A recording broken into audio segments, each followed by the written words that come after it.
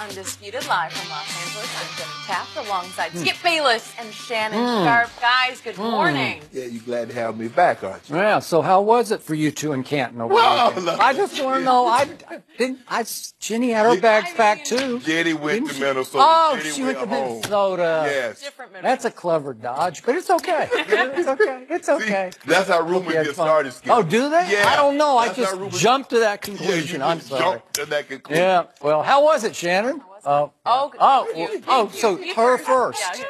Okay. God, you be making up stories, fabrications. Good You weekend, loved it, though? It was a great weekend. Had a great time. Great time catching up with the guys. Well, I want to hear all about it. Let's go. And since you were in Canton, let's start there. Let's start with the Hall of Fame. 8 new members were inducted into the Hall on Saturday. The night was highlighted by great speeches from Randy Moss and our own Ray Lewis, who both made it on the first ballot. Let's take a listen to Randy and Ray. Baltimore, baby. Go.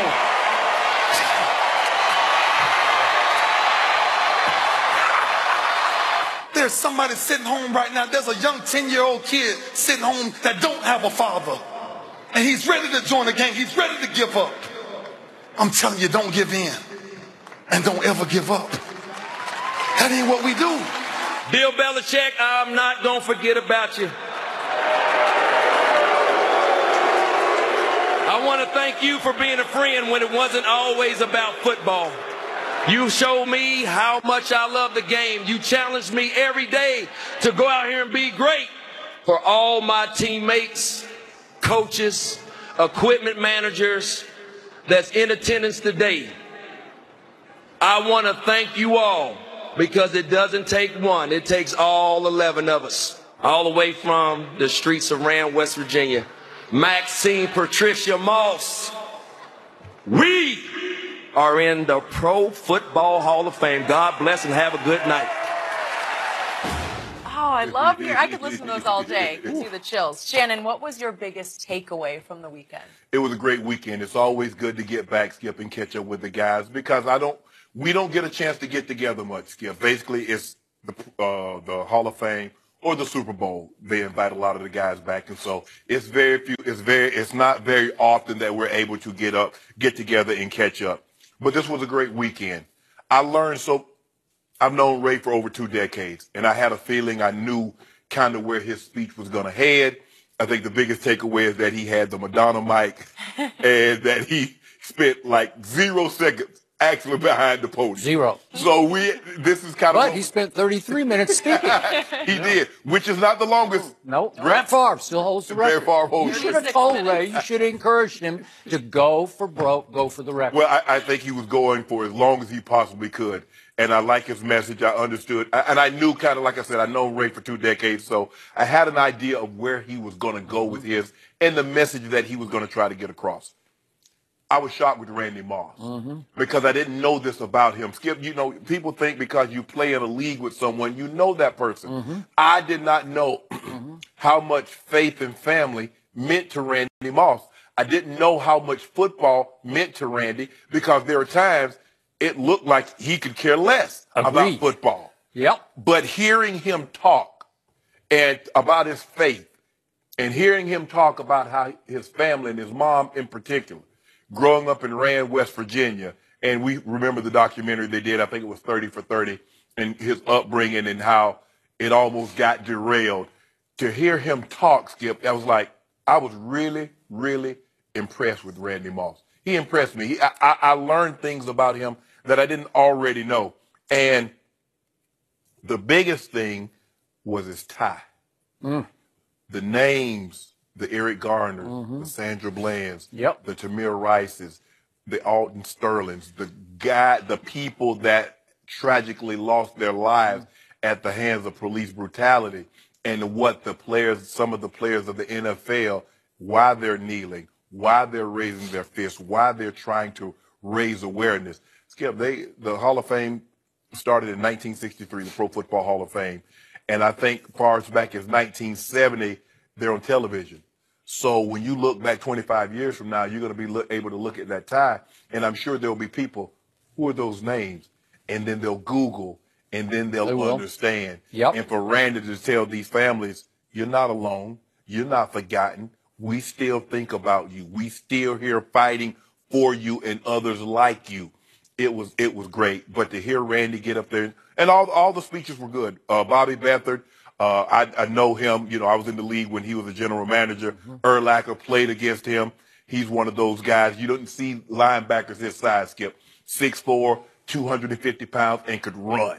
Like you said, he came as a safety. They transitioned him to middle linebacker. He was a special player. Played against B-Dog. I told B-Dog, you know, I hit you up for a tub in 98. He said, don't tell nobody. I said, okay, I ain't gonna tell nobody. You know, I got him, Skip. Had to get him, Skip. You know, sometimes I got to let him know. Well, that was the only time.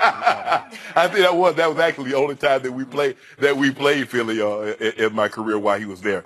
But it was great to hear, like I said, to hear Randy's speech. Kind of knew where Ray was going to go. I know Ray very well, and some of the things that he was saying I had heard, and he would just wanted to get his point across.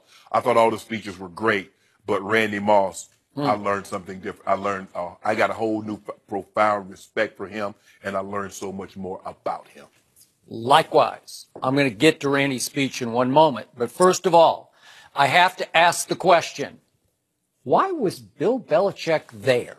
I want to know the answer to that question. And so was Mr. Kraft. Yes. Robert Kraft Yes. was there. Yes. And I'm going to remind everyone that Randy Moss's tenure in New England ended really badly. You remember that year? 2010 or 2010. Yeah, because he was 7, 8, 9. Yeah. Okay, 2010.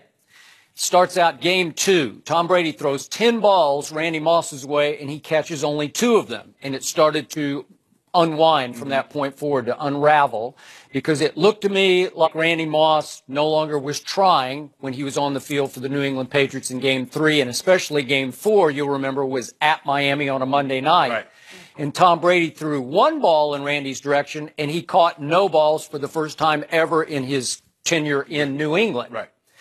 And during that game, according to ESPN, Jeff Chadia reported that Tom Brady told Bill Belichick, look, you can keep him if you want to, but I'm not throwing him any more balls this season. That's how bad it had degenerated to at that point. I just want to frame this for everybody because it was an inglorious end to that stint. And started off hugely in 2007, and Randy still holds touchdowns record, 23. And it just so happens, Skip, he got the 23rd on the one that Brady broke the record, 50. And then Peyton broke Tom's record. Randy wanted a new contract, and it had a lot to do with that. And, you know, Coach Belichick and them, when they say they're not doing a new deal, they're not doing a new deal. Okay. You can sulk and pout all you want. It was reported that Randy wanted out. Yeah. And Belichick shipped him out the day or the week after that Miami game at Miami. Traded him back to Minnesota. Okay, so just for the record, in Randy's tenure in New England, his playoff record was 2-2. Obviously, one of the losses was to Eli when Brady had hit Randy Moss with his only playoff touchdown catch that he had in the postseason in those 3 years for New England. Right. And he averaged in those playoff games, the 4 playoff games, 3 catches and 36 yards. So he did not set the playoffs on fire the way he had set that regular season in 2007 on fire. I'm just trying to frame this for what is your legacy in New England? Yeah, you didn't win the championship, even though you should have. It took the luckiest throw in the history of the Super Bowl. But you didn't win it. Your restaurant closed, right? Okay, so the point is, then why would Belichick and Kraft show up for this induction? I don't know. It surprised me. And then Belichick, last night, he was at the Red Sox game, sitting up in the owner's box. And I'm thinking, well, I guess he's trying to one-up Brady by saying, gee, if you're going to miss all the OTAs, well, then maybe I can take some nights off in training camp, but right? Skip, the fans in New England, they still revere Randy because of what he was able to do. And Randy said in his speech, Coach Belichick challenged me. And remember, I told you, great players want to be coached. They want to be pushed. And if they have questions, they want you to answer them.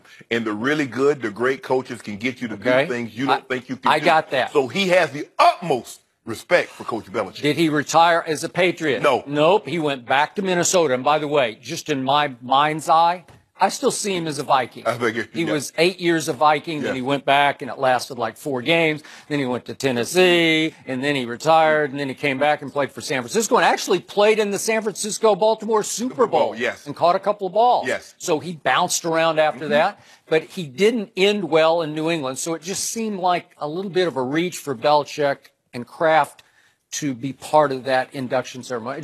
It rubbed me the wrong way. Randy said he was surprised. He did not know they were going to come. Okay. Yeah, he didn't know they were there. When he was saying, Coach Belichick, I'm not going to forget about you, Coach Belichick was backstage. Randy had no idea that Mr. Kraft and Coach Belichick were there. He had no idea that they were going to be there.